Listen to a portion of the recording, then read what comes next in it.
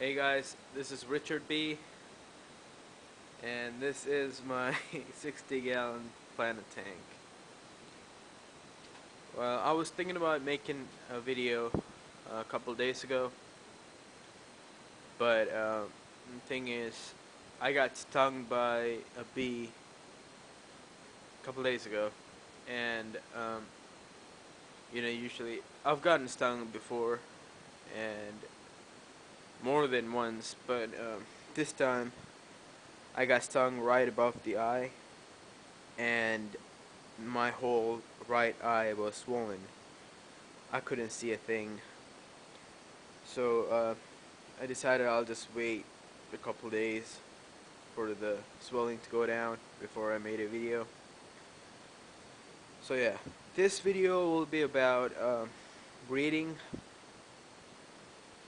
Mainly the breeding I'm doing right now, which would be my Boesemani, and I got a couple others that I'm planning to breed, which I'll show you in a couple of minutes.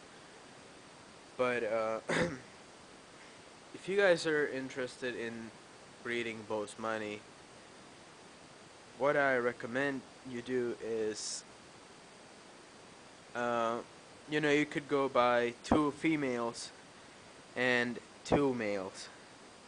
A lot of people tell you the ratio should be 1 male per 2 females, but when you have 2 males in here, what they'll do is they'll actually get into this kind of dominance fight thing, and there will be one dominant male in your tank as far as the Boesemani go, and that dominant male would constantly spawn with your females. I mean, that's what they do. This tank, I have 2 male Boesemani. I have 1 male Splendida. So it's quite kind of balanced, I guess. And the dominant male usually like spawns with the female every month. And what they do is, see all that moss stuff on the wood, they would swim by there, and you can actually see the male and the female swimming close by, and the female would lay eggs on the moss, and the male would basically fertilize them. He'll be following her close by, and they'll be doing the thing together. So the eggs get stuck on the moss, and they would stay there, except for in my tank. I mean, you can see I have other fish in here, angels, beta. I have cories in here, and the eggs get like eaten right away. If they did not, they would stay there, and the eggs would hatch, and all that good stuff. But in my tank, that doesn't happen. So what I did last time was, when I saw these guys spawn, and I waited. Actually, I waited a day, and I tried to get all the other fish as far as possible, and I tried feeding them on the other side of the tank, because when there's food in the tank, they would just go away from the eggs and start eating the other food, and it actually worked. The next day, I cut out all the moss. I I didn't actually think there would be eggs in there, because usually they get eaten. So I just got a container, put all the moss in there, and I was thinking maybe I'll sell the moss or something. And I looked in the container for a couple days, and I didn't see anything. So I was thinking, okay, maybe all the eggs got eaten or something. But the third day, I was in my looking at my shrimp tank, and I had recently gotten some moss from here, and had it on a piece of driftwood inside the shrimp tank. And I noticed something almost like a guppy fry swimming around in the shrimp tank. And I was kind of surprised, because I don't have any guppies, I don't have any platies, no life bearers, nothing. There's no fish in the shrimp tank, and I wasn't really thinking about the moss I put in there. But what had happened was they had a couple eggs on the moss that I put on the driftwood, and it hatched in the shrimp tank. So I had two little Boesemani, which I'm hoping is Boesemani. I don't want any hybrids because it could happen. A lot of people told me the Boesemani could inbreed with the, crossbreed with the Splendida. But hold on a second, guys. I have to let my dog out. There you go. Sorry about that, but yeah. So I'm hoping it's not a crossbreed between these two, but yeah, I had two of the fry in the shrimp tank, and that one I got kind of excited that the other eggs might have hatched. So I went back to the other container with all the moss. I looked in there. I moved around the moss with the freaking flashlight thing, and I did find fry in there. I found about, I think it was 30. I didn't get to count them, but I'm guessing it's 30, probably more. So I put them all in the shrimp tank, and I believe some of the fish got eaten by the shrimp, and possibly were just starved to death. Because when you have babies of fish, what you do is you hatch brine shrimp eggs and feed them the newly hatched baby brine shrimp. So I did not do that. To me, it's a hassle. I don't really want to breed them to the point that I'm selling them and making money off of them. I'm not really into that yet. So I just went out and bought this powder food. Actually, let me show you guys.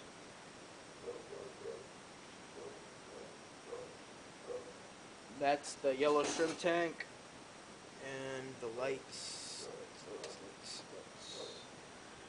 So yeah, there. You guys can really see them because of the sunlight from the other side, but yeah, those you can still make it out. See, those are Boesemani fry. I've got 4 in there right now. But yeah, I bought this stuff.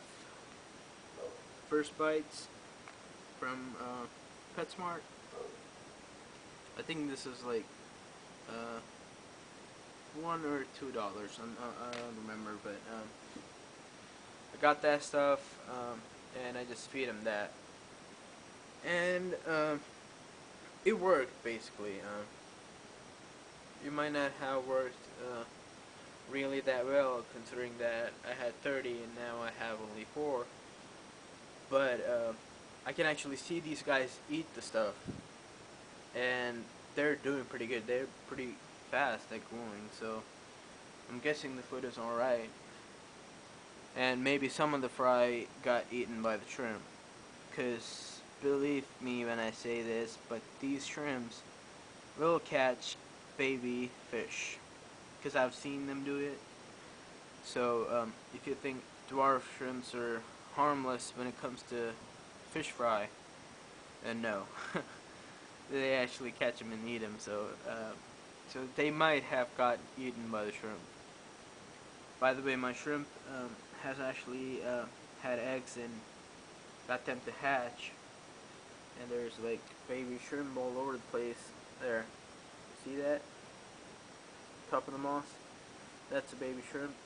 There's others all over the place, but because of my camera, I can't show them all. So yeah, the Boesemani fish. And I'm planning to move these guys into this tank. This is a newly set up tank. This is also a 10-gallon tank. And I have a couple plants in there. Sorry the video is a bit dark, but those guys you see in there are the calico short fin bristlenose I was talking to you about. I went out and bought 4 more of these guys, and I'm planning to breed them. Uh, you know, they're bristlenose, so I'm guessing they'd be pretty easy to breed. All you need is a cave and food to feed them. That's it. They'll take care of the rest.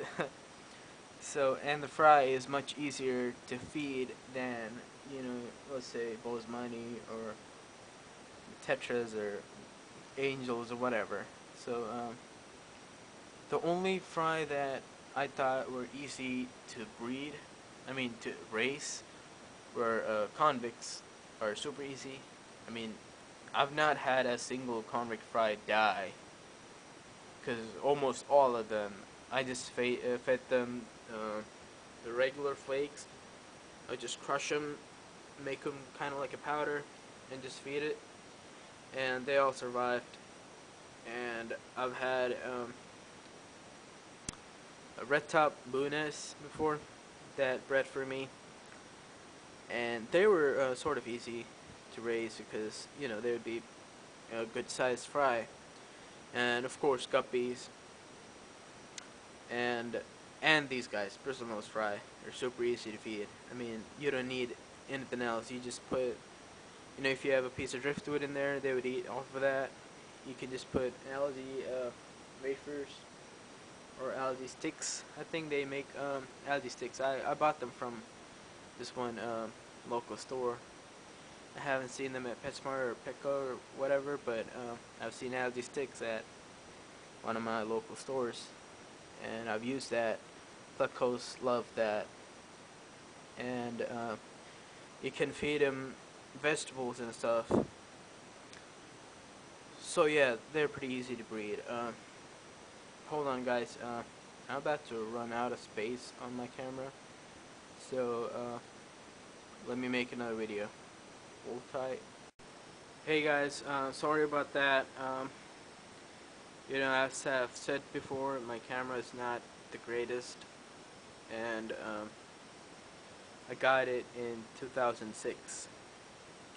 It does not have any HD video, obviously, and the memory card I have in it is a 1 GB card, and that gives me about 12 minutes of video, which I just passed. So yeah, sorry about that, but I guess you guys don't have to worry about it because you're seeing this after I put the videos together. So yeah, these guys, look at them.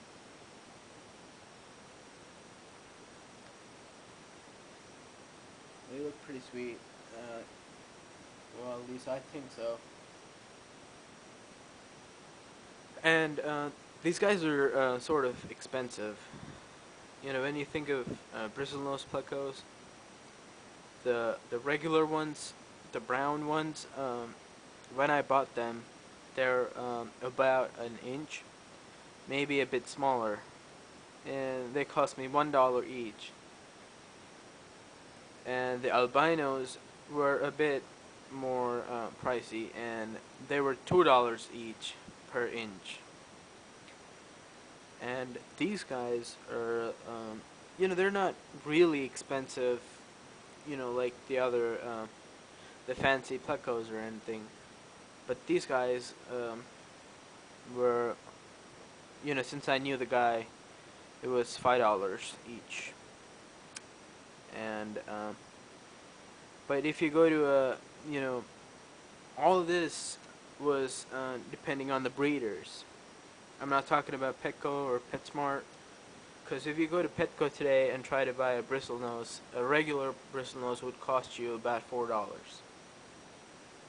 Alright, and it would be about an inch and a half, maybe 2 inches, whatever, but it would be $4 to $5. And PetSmart, my bad, PetSmart, I don't think they even sell the bristlenose because I haven't seen them yet. at any of my local PetSmart, but I've seen them at Petco, and most of them are about $4 to $5, and the albinos, I think they were like $8 or $9 here. It might be different in your place, wherever you are, but down here in Texas, it they were about, I'm thinking it was $8. Okay, seven something or eight. I'm not sure, but certainly more than $5. And so these guys, if they made it to PetSmart or Petco, which they don't sell these guys, but if they did, they would probably cost you like 15, somewhere around 15 to 20 bucks, somewhere in there. So I got each of these guys for $5 each, and I'm hoping to have at least one male and one female out of all these four. You know, I have another one, as you know, in the big planet tank. So if all of these ends up being males and the other one's a female, I can of course take that guy in here, or gal in here. But you know, so what I'm trying to do right now is find a cave for them to lay their eggs in. Because remember the last video I told you about how my bristlenose laid eggs? The male would wait inside the cave, the female comes around, she lays the eggs, he fertilizes them, and he sits right by the eggs, protecting them from the other fish, and he fans them. Because it's inside a cave, there's not much water circulation in it, and what he does is circulate the water inside. So, so I need to find a cave for these guys. And what I'm thinking about is, you know, maybe getting some PVC pipes, closing up one of the ends, and that could work as a cave because the guy I bought these from, that breeder guy, did a setup like that, and he said it worked alright, but what was better was he bought tiles or slates from Home Depot, and he made like a either like a rectangular cave or a triangular cave out of it, with the one end closed, and they would lay eggs in there. So you know, I'm trying to decide what to do. I want it to be the cheapest. You know, being a college student, an unemployed college student, you know, every single dollar counts. So I'm trying to make it as cheap as possible. Right now my hobby is totally, you know, what pays my hobby is the plants and some of the fish I, you know, sell. Before I used to do guppies, I used to just sell them. All the good looking ones were priced, you know, $2 to $3 each, and not so good looking were feeders, which still got me like 20 cents each. And then I do shrimp. You know, I sell cherry shrimps often. The yellows, I'm starting to sell them pretty soon. And I sell plants all the time. I sell plant packages all the time. So the hobby keeps itself going. And these guys, I'm hoping to give me an extra edge on stuff. So when these guys do have babies, you know, I'm not gonna price them like even like the breeder I got them from. I'll probably do like $2 each, maybe $1 each, depending on depending on the buyer. If they're good friends with me, I'll probably just give them a couple of them away. I'm not sure, but yeah, they would be like 2 to 3, maybe $1 each. And once these guys start breeding, if any of you are interested, I can ship them to you guys, and I can make a discount depending on the numbers. But yeah, that's a few months down the road, so I'm not worrying about it yet. So I think that's about it for my breeding. Alright? All the fish have different needs when it comes to breeding.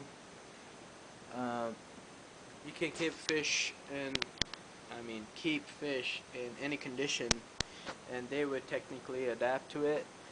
But when it comes to breeding, they have certain needs, and one of the main needs would be to stabilize your tank. It doesn't always have to be a specific pH, specific temperature or anything, but if it's stable and the fish is healthy, it will breed.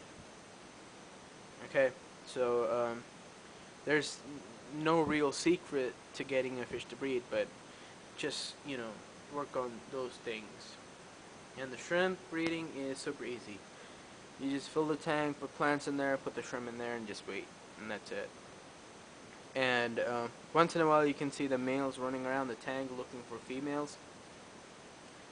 And I didn't know what it was before, but one of my shrimp friends, he sells most shrimp down here in Texas. He has like a huge ass room full of tanks with all kinds of shrimp.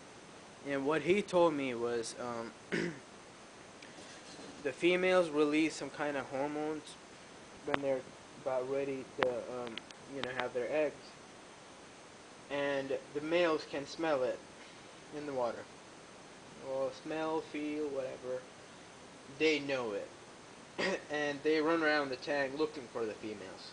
That's why sometimes you see the males just running around going crazy inside the tank. That means they're looking for the female. Okay?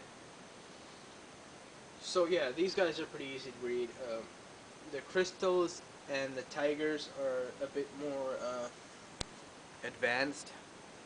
They're a bit more a challenge to breed because they need, they have certain water conditions that we have to take care of. But really, just a couple driftwood in there would bring the pH down a bit. And even if the pH is a bit high, my friend was saying they don't mind it. So this tank, the yellow shrimp tank, as soon as I move the Boesemani out, I'm getting blue tigers, blue tiger shrimp in here. And the cherry shrimp tank is getting crystal reds and crystal black shrimps. Sorry about all the tongue freaking thingies, but yeah. So that's about it for breeding, about my tanks and stuff. I'll make another video soon about my other tank. There's a new fish in there. I'm taking out a fish. I've done a couple things in here, and I'll talk about aggression in that tank. So yeah, that's about it. See you guys.